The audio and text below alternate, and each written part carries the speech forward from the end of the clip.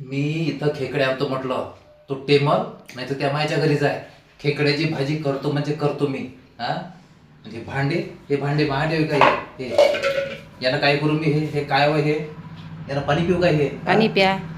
कोण चपकोले हे भांडे? नाही तर मित्राला आवाज द्या त्यानं शंखपोकी सारखे. कोण चपकावले? तुम्हीच चपकावले, मी काय चपकावून दे.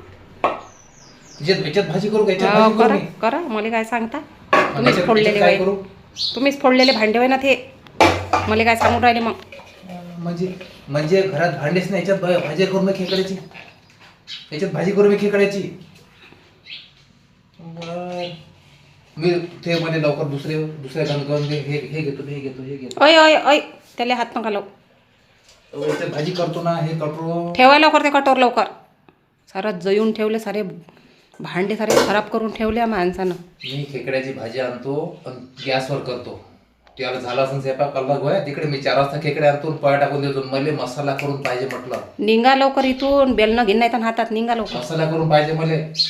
आणि मसाला नाही करून दिला का बॅग भर आपली वय माझ्या घरी सारखी.